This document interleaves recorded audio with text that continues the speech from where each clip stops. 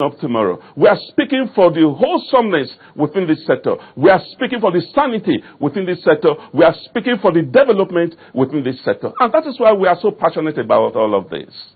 Okay, Mr. Kozne, if you were to highlight 1, 2, 3, or even up to a top 5 things that you think will create the enabling environment by the government for people who want to invest in the sector, what will be your top 3 or top 5 must do by the government of the Federal Republic of Nigeria?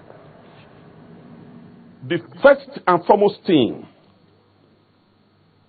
the first and foremost thing would be for the immediate constitution and inauguration of a standing presidential committee made up of men, patriots, selfless people.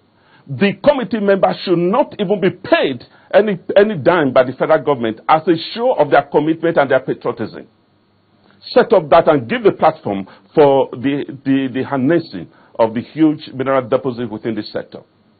And from that point, you will know who a patriot are and who are just, opportunists who want to just feed on the government. That's number one thing.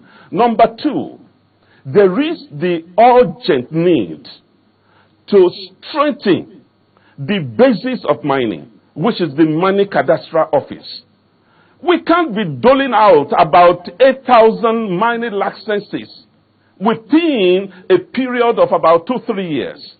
And expect that the 8,000 would translate into effective utilization.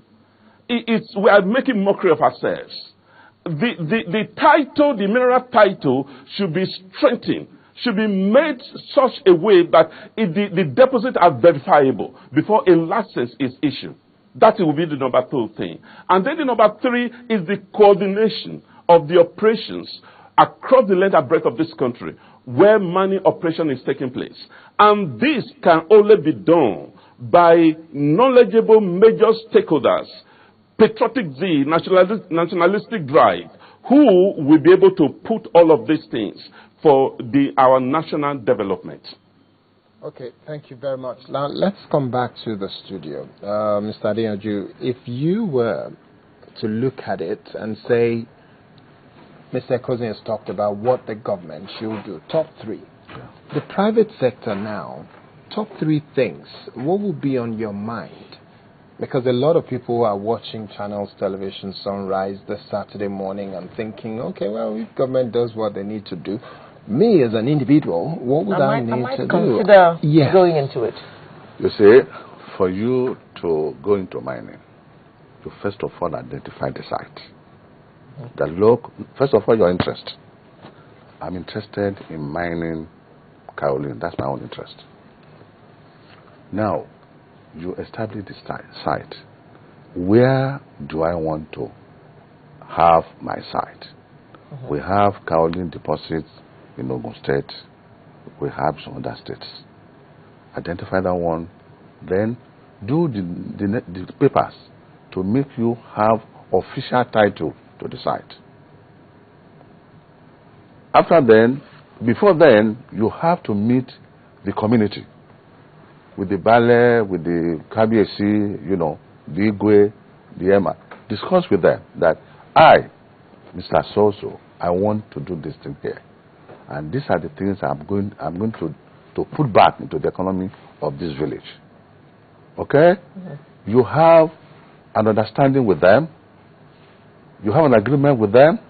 They tell you, okay, we give you this authority, go and start getting your papers. You do that. You inform the Federal Ministry of Mines and Steel that I, so MD of a company, I have gotten this paper to get into this mine, into this site, to start mining kaolin or zinc and lead. Okay, that's a good point you just raised. Unfortunately, we don't have time. I've just been told by the producers that we've got to move on very swiftly. Yeah. But before you go, just as part of wrapping up now, if there are top 3 things that investors should be looking to do in the sector today, what would be the top 3 things that you will say they need to look at? Because they need something to convince or compel them to want to come into the industry. anybody who wants to invest in mining will first of all get a feasibility study. Say, look, you this man, you told me that I can make money in mining. Give me a study. Okay. Then from that, we will see that, look, if I invest 100 million this year, because there will be a cash flow. That if I invest 100 million this year, I'm going to employ so amount of people. I'm going to get this amount of money if I get this type of loan at this rate in the bank. So the moment that all those factors gel, the man is interested, wants to make money. You know, but unlike now that you just have easy contract coming, getting 50 million to do the contract, 3-4 months, your money is back to you. You are flowing in the economy. Now, Peter, very quickly, what mineral resources are easier to mine than others? Because the guy who's watching now, who might show interest, will probably be interested in, is it gold I'm going to be looking at? Is it kaolin? Is it coal? Which ones are easier to mine? All the mineral resources we have discovered in this country. Which ones do we have in this country? In precious stone, precious stone, we have lead. Which precious stones? We have topaz. We have topaz, tourmaline, aquamarine. Yes. We have rubellite, muscovite. We have tantalite.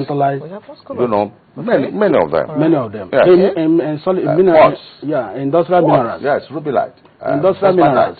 We have lead, we have zinc. And where are they located in Nigeria? They are scattered all over the country. All over the country. They are scattered, yes. Okay, well, we have to wrap up now, and I'm not sure if Mr. Cousin is still there. Your final word? We have to wrap up. You've only got 2 seconds. Your final word.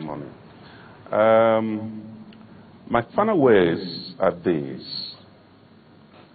That this nation, Nigeria, belongs to every one of us. And every one of us, with a spirit of patriotism, should join hands with the current government and develop particularly our solid mineral endowment.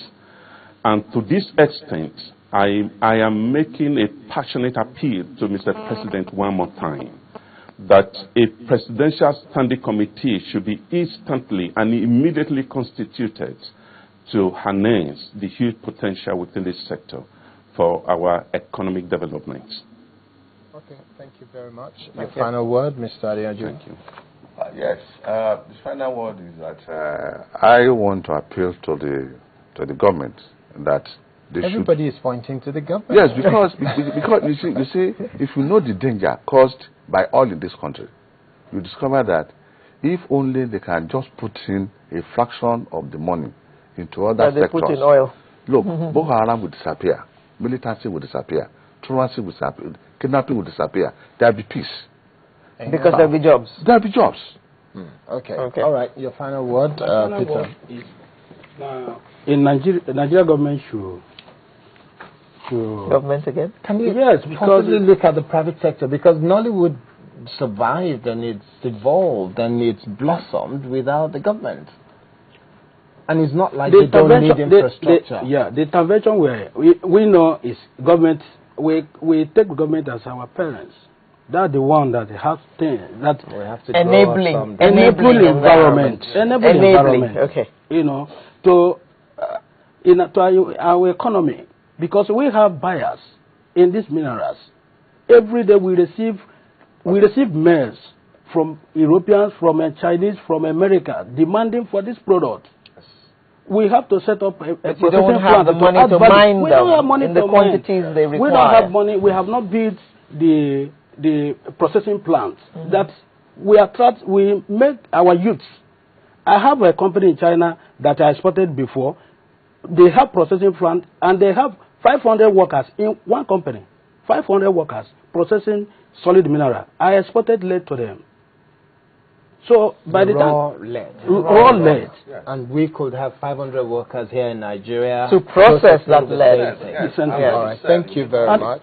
All right. Thank you very much. We have to wrap up now. Unfortunately, we don't have all the time to have this conversation, and I'm sure we can go on and on for a bit longer. I want to say thank you to Mr. Sani Ekozin, who is the president of the Progressive Miners Association, who spoke with us.